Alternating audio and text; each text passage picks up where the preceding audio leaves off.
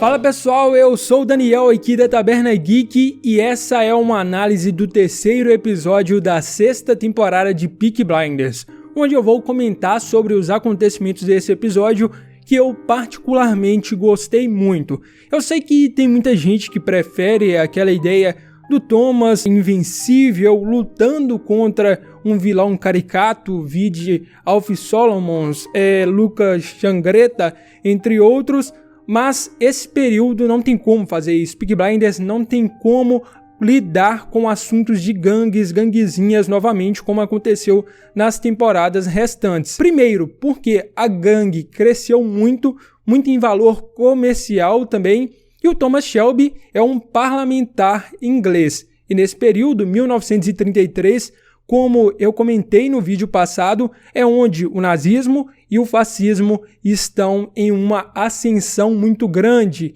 Nesse ano, foi o período em que o Partido Nazista assumiu o controle ali, como se fosse a presidência, da Alemanha. E ali iniciaram os seus planos para fazer toda essa revolução, se vamos dizer, extremista no mundo todo. Não tem como Peaky Blinders negligenciar isso para ficar mostrando lá o Thomas lutando contra outro líder de gangue e repetindo aquele mesmo enredo. Aí a mesma galera que está reclamando de política agora ia falar, nossa, mais uma vez Peaky Blinders lidando aí com as mesmas coisas, repetindo o Thomas contra um vilão ali, uma coisa, um gangster. Mas não, gente. Política agora é a realidade da série.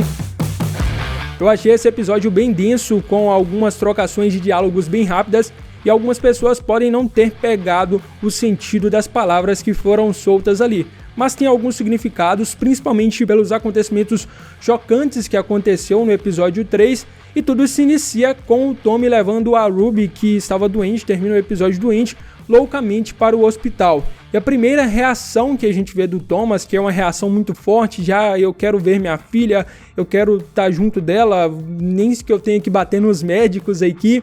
E a Lizzie fala, olha, isso acontece porque meu marido parou de beber e ele ainda sofre de abstinência. Coisa que eu falei lá na análise do episódio 2, até falei, olha, essas convulsões do Thomas aí podem ser ocorridas por conta de abstinência que ele está sofrendo, porque parou de beber uísque, e assim, tem todas essas consequências, e isso é confirmado nesse terceiro episódio. Uma coisa bem interessante que eu vi acontecendo nesse hospital é que o Thomas vai fazer uma radiografia para ver se ele não está com tuberculose, mas é uma ponta que pode ter deixado aí para revelar uma outra doença que o Thomas pode ter, pois no episódio 2, como eu comentei na outra análise, ele vomita ali, está todo ansioso, tem essas questões aí das convulsões que ele está tendo e pode estar descobrindo algo muito pior. Eu creio que Peaky Blinders não não mostrou aquela cena dele fazendo a radiografia de uma forma assim, olha, eu vou colocar isso aqui só para mostrar mesmo que ele está passando por um procedimento, se não tinha mostrado da Lizzie também. E eu tenho a teoria que o Thomas vai morrer nessa temporada por conta de uma doença. Quem sabe isso seja o primeiro indício que vamos ter no próximo episódio. E tem o ponto do Thomas estar buscando os ciganos, a esmo principalmente, para desfazer uma maldição que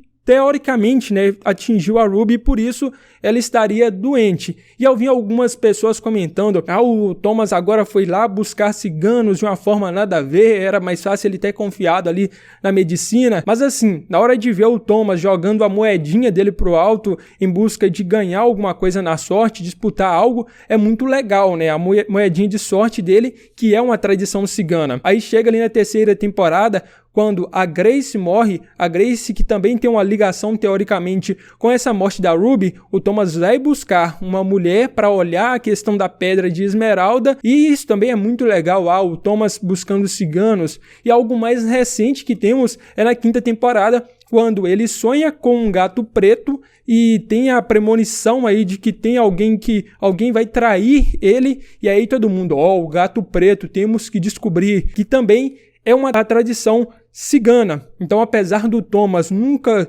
ser aquele cara religioso, nunca foi aquele cara religioso de frequentar a igreja e coisa do tipo, as tradições ciganas ele leva muito a sério. E a série só destacou isso nesse momento de desespero do personagem. E para algumas pessoas, não, isso daí foi tosco, sendo que já foi utilizado desde a primeira temporada. A primeira temporada começa assim, teoricamente, né, se a gente for olhar. E então ele vai recorrer a essa ideia aí de buscar a Esme. É um ponto também para trazer essa personagem de volta e explicar o paradeiro dela, porque muitas pessoas se perguntavam, depois da quarta temporada, onde está a Esme? E ela aparece novamente para dar essa resposta ao público na temporada final. E o jeito que ela aparece me traz algumas desconfianças, tá? Apesar dela ter revelado que tem uma maldição em cima da Ruby, mas só vamos ver essas consequências e realmente o resultado disso no próximo episódio ou nos próximos, eu senti um pouco de malícia na Esme, por conta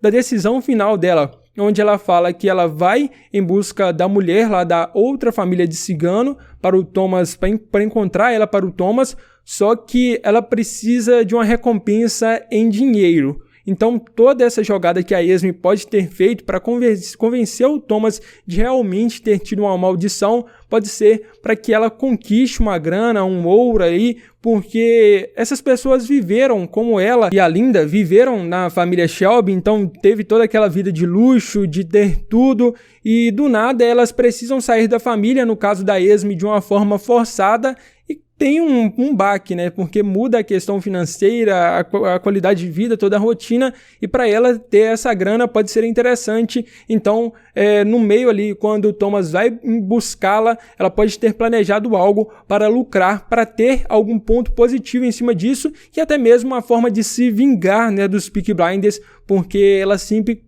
acredita que a morte do John foi culpa do Thomas e dos Peaky Blinders em si, da gangue. Mas para falar o desfecho disso, vou deixar no final, onde comentarei sobre o que aconteceu com a Ruby. Depois temos a grande presença da Ada, que teve um destaque absurdo nesse episódio, porque o Thomas tem que lidar com outras coisas, mas os negócios não podem parar, então a Ada assume esse posto de liderança na Shelby Company. E sempre tem aquela galera, né? É lacração. Só porque que viu ali uma mulher falando forte, tomando as decisões e esquecendo que a Ada é uma Shelby, ela sempre teve essa personalidade forte. Não, mas é lacração porque tem uma mulher em grande parte do episódio e ela tá ali rebatendo tudo que vem pra cima dela, mesmo que tudo que ela está rebatendo é contra fascistas e para defender a Shelby Company, para defender a sua própria família. Então, gente, falar que é lacração, eu vou falar a verdade, pode doer em algumas pessoas. É burrice. Por quê? Tem todo um contexto porque a Ada precisa assumir.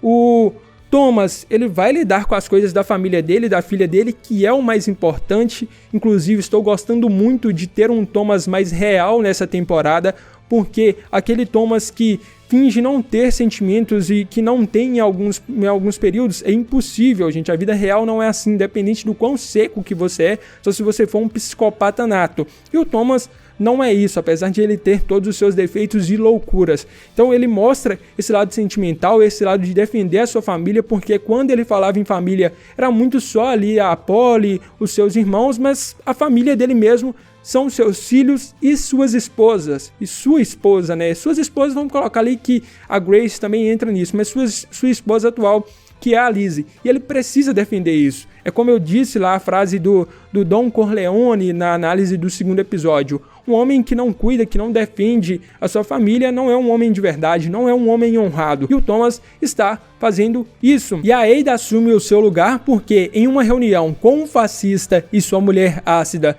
e um líder de uma grande gangue, quem que ia assumir? O Arthur todo drogado, o Finn que nem apareceu na série ainda, então ela toma as rédeas. Inicialmente tem aquele diálogo bem ácido com a Diana, onde ela sempre joga em cima do fato que a Diana tem um interesse sim no Thomas, e veremos isso nos próximos episódios. E depois, quando a Diana se reúne com Mosley, e a Ada fala: galera, é a Shelby Company que está conduzindo essa reunião, então vocês calam a merda das suas bocas racistas, porque é a gente que comanda e é a gente que vai ditar os nossos termos.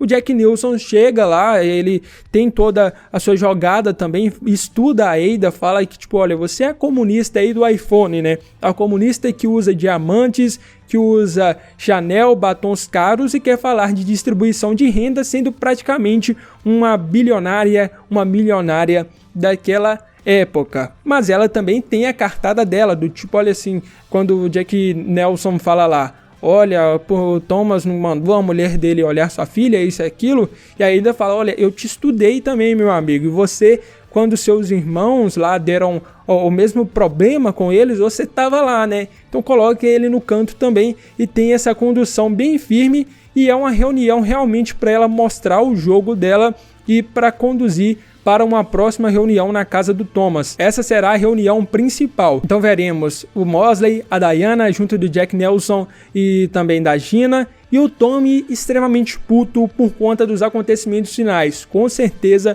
vamos ver um Thomas muito explosivo, porque ele estava tentando ser um homem bom. Então o que ele deve pensar? Cara, eu tô tentando ser um homem bom e as coisas só dão errado na minha vida. Então o que eu vou fazer? Vou tacar o foda. Vou para cima mesmo dos meus inimigos e com certeza teremos diálogos quentes nessa reunião que vai acontecer. Então se você ficou um pouco chateado que a Ada fez essa reunião e não o Thomas, pode esperar pelo próximo episódio que terá para o Thomas também. Tanto a Ada, que foi magnífica agora, e o Thomas, que com certeza será magnífico na próxima reunião. Depois a Ada parte lá para lidar com assuntos da companhia Shelby, e algo que me chamou muita atenção é ali o Isaiah meio que galanteando a Ada, né? A Ada é uma mulher muito bonita e o Isaiah parte para cima. E o Isaiah é um personagem de muito futuro desde o início da série, agora com um ator diferente. Se você não percebeu, o personagem Isaiah teve seus atores trocados. O ator antigo foi fazer The 100, que também acabou não tem muito tempo, e esse ator atual pouco se viu dele em Peaky Blinders, e o único trabalho que eu tinha visto dele é uma participação que ele faz em A Roda do Tempo também, e não tinha achado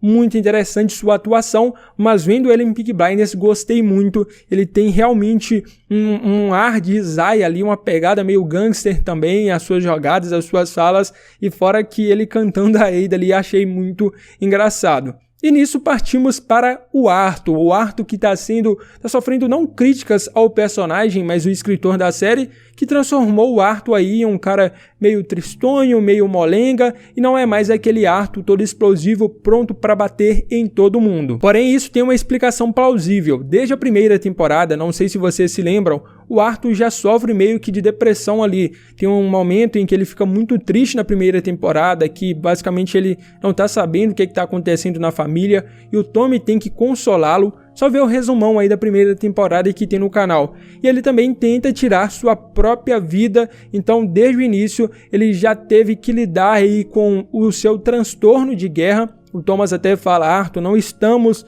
em 1917 mais, 1918. Estamos agora em outro ano, um ano de crescimento da família. Mas mesmo assim, ele teve essa recorrência de queda, de sofrer com a depressão, com todos os surtos dele, esse trauma que existe até hoje, e isso ocorre durante as temporadas. It's like me fucking head is like this, fucking black fucking bad, and it just fucking drifts in and out, in and out. I was home a long time now, Arthur. I was home a long time.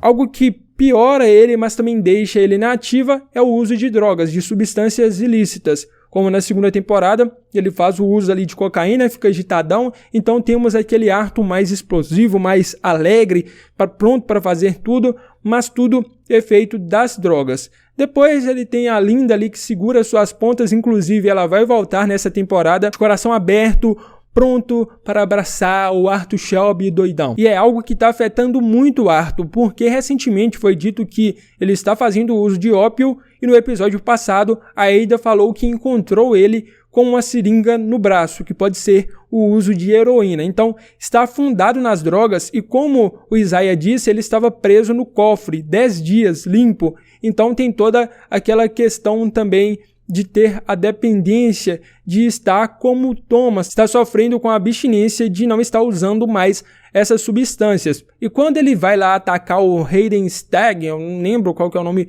correto aí desse novo personagem, interpretado pelo Stephen Graham, e fiquem de olho, tá? Pois é um ator muito grande para estar fazendo um papel qualquer. Com certeza esse personagem, nessa temporada, ou até mesmo no filme de Peaky Blinders, vai ter alguma importância nesse enredo aí. Ele atinge o Arthur fortemente quando ele começa a citar as perdas do trauma de guerra, como a mulher, a esposa, envolve em drogas. Então ele cita tudo isso para o Arthur, que realmente atinge esse personagem. Então um personagem que desde sempre já teve sua saúde mental abalada, ele recebe essas frases como o Hayden diz: olha, tem pessoas ali do armazém que usam morfina no armazém ali próximo para tentar parar essa dor, que é uma dor muito mais emocional do que uma dor física.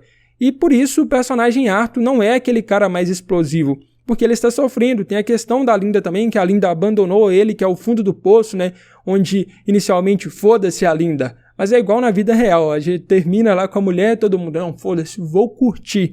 Só que a realidade é outra, as coisas batem depois, porque tem toda essa questão de relacionamento e, claro, nos próximos episódios isso deve ter uma explicação ainda maior e um desfecho para tudo isso. As pessoas estão muito ansiosas para querer entender as poucas coisas que aconteceram nesse terceiro episódio e esquecem que tem mais metade de uma temporada para criar um desfecho, um final para isso tudo. No contexto final, para fechar esse vídeo, e também foi o acontecimento de maior ênfase e grande trama desse terceiro episódio, que é a morte da Ruby, que desde o início tem acontecimentos, eventos intrigantes e que se ligam ao passado da família Shelby. Necessariamente a mãe do Thomas no ponto inicial, porque na quinta temporada o Charlie fala que a mãe do Tommy morre afogada, mas antes disso ela tem umas alucinações e deu até mesmo um pônei, um cavalo de presente para o Thomas montar.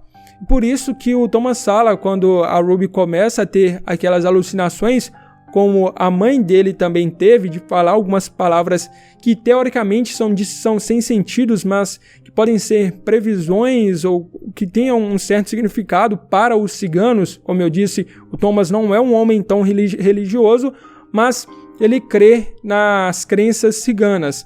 Ele fala assim, olha, tira aí os cavalos de perto da Ruby e não deixa ela se aproximar do lago ou coisa do tipo, porque ele lembra do desfecho final da mãe dele, que apesar de dizer coisas diferentes do que a Ruby disse nesse final, também tinha esse lance de alucinação e tudo.